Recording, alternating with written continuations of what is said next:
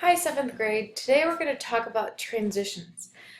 You're going to be taking some notes, so make sure that you have your ELA notebooks open to section 3 and follow along. The first thing we're going to talk about is what are transitions. Very basically, they're words or phrases that link sentences and ideas in your writing or when you're speaking.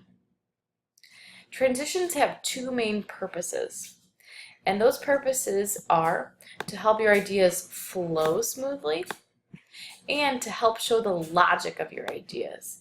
So, in other words, the purposes are to help your ideas sound polished and help your writing or speaking sound polished and to help organize your thoughts. So, transitions are important because they make your writing sound mature, and it just helps everything make sense.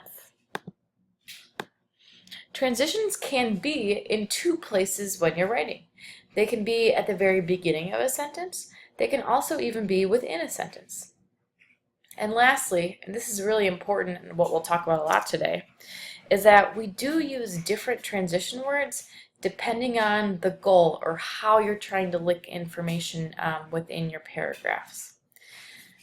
So you'll notice that there are, and I wonder if you can actually see this, so I'm going to move it a little bit. There are 5 categories here, and these 5 categories are sample, transitions, and functions. You actually don't need to write this down, so I don't want you to write it down. Just listen. So again, just like we said at the very end, there are different transitions that do different things in a paragraph, or they have different functions. And we have a couple different examples of these types of functions. The first one is addition, and we're not talking about subtraction and math, but we're talking about when you're adding on to a point. So we use this quite a bit, actually. Some sample addition transitions are also, in addition, moreover, furthermore, and the phrase not only, but also. All of these words show I'm adding on to a point I've already been talking about.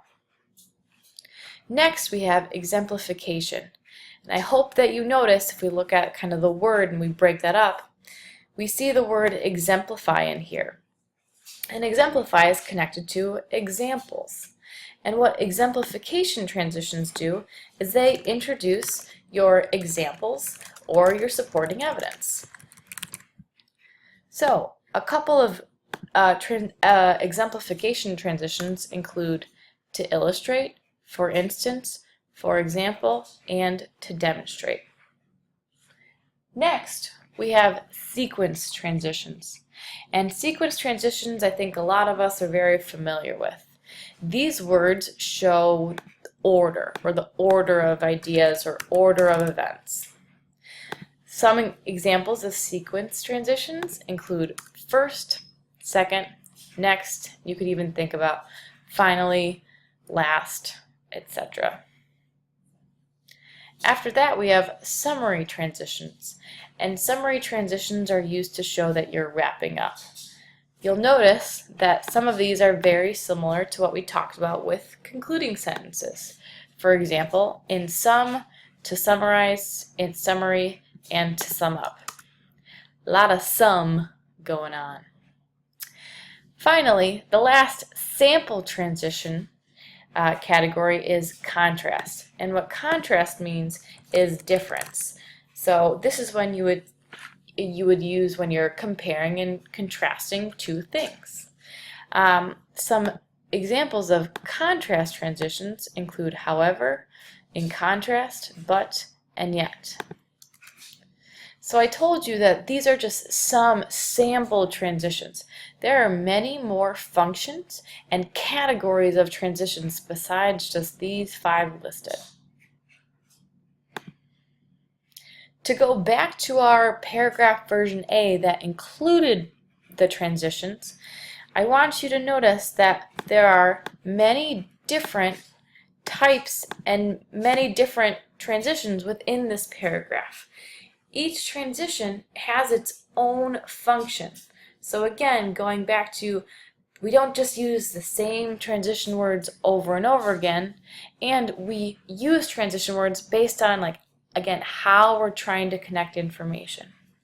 So you'll notice the two yellow transitions are words that help show the sequence of ideas. First, we have our first point. Finally, we have our last point. Within the paragraph, we also have a transition phrase that shows the effect. We also have a transition words that shows addition. At the end of the paragraph, at the concluding sentence, we also have a transition that shows wrap up. So one thing that we learned, or one thing that we're kind of reviewing, is that good writers use a variety of transitions to link their ideas. So we use a variety of different transitions based on their purpose.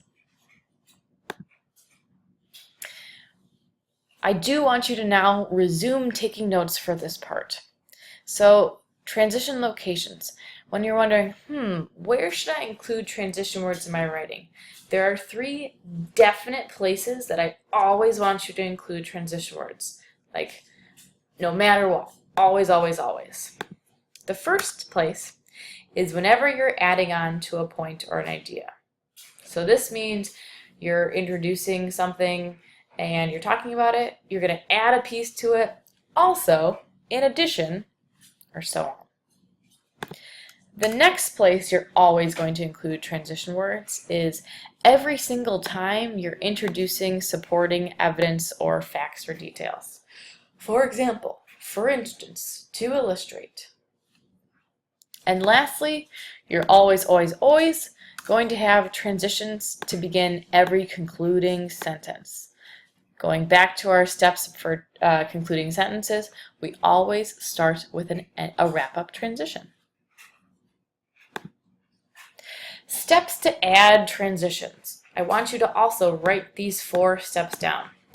The first thing is to actually think about your writing. Well, what information or what sentences am I trying to either link, or what information am I trying to introduce? That will help you identify the category or the purpose of the transition. Am I trying to add in like a point onto this idea? Am I trying to introduce evidence? Then what you'll do is you'll select a transition that fits from that category. Finally, it's important that you use different transitions from that category to add variety to your writing. So we don't always want to use, for example, for example, for example, for example, every time we introduce evidence in our writing. We have options, and we want to show that our writing, again, is mature, so we'll use a variety of transitions. You're going to actually practice adding transitions with the piece of paper that you should have now received, or you should go to a teacher and ask for one. So we're going to read through directions together, and we're going to practice it, the first one together. So first, make sure your name is on this piece, Ms. Dohan, 007, and the directions are as follows. Click on the list of transition words link on the 7th grade language arts page. So I'm going to first go to the 7th grade language arts page, and I found the transition words link under Thursday, October 22nd. So I've clicked on it, and it's led me to, wow, this huge list about transition words. So I've got that tool ready to go. Check. Then I'm going to identify the types of transition words used in this paragraph. See boldface word. I see, and I'm looking at the last paragraph, I see that this is a sequence or numerical paragraph. So I'm going to go back to this tool, and I'm going to find the category that fits with the sequence or numerical transitions. I found sequence transitions, I found numerical, I clicked on it. And if I can see that, it's at the top of my screen. So I got that, I've clicked on the link. Okay, now I need to read and I need to see what fits in these blanks. So, there are many reasons that Anna deserves to win a scholarship. Blank, I think that she is studying hard. Well, first we're talking about many reasons, and this sounds like a reason to me. And I know it's sequence or numerical, so I think that this is going to be the first reason that I give. So I'm gonna choose first. Okay. Then I'm gonna look back. Okay, so blank, I believe that she is a bright student. That's another reason she deserves it. So, I've already used first. I'm not gonna use that. It wouldn't make sense to use initially or to start with. I could use secondly. All right, so I'm going to include secondly in here. Secondly, I believe she is a bright student. That totally works. Blank, I know she has great potential. Again, that sounds like another reason. So I'm including a third reason. Well, first, second, etc. This is my third point. So I could say thirdly, I know she has great potential. Blank, I feel she deserves to win the scholarship. Blank, we should offer her some financial help. Well, I notice this last sentence doesn't give any more reasons, so it looks like this sentence here is my final or my last reason. So I'm going to use the word finally there. Finally, I feel that she deserves to win the scholarship. So, this to me seems like it's more of a concluding sentence. It's wrapping everything up. So I'm going to use, in that case, I'm going to use a summary, or I'm going to use a wrap-up transition. So, I'm going to choose to use, in summary, we should offer her some financial help. So I thought about, what's the information I'm connecting? What type of transition do I need? And do I have a variety of transition words in my practice paragraph? What I want you to do now is to complete the remaining transition paragraphs on this worksheet. If and when you're done, listen to directions about which teacher you should visit to get a teacher check. Happy transitioning!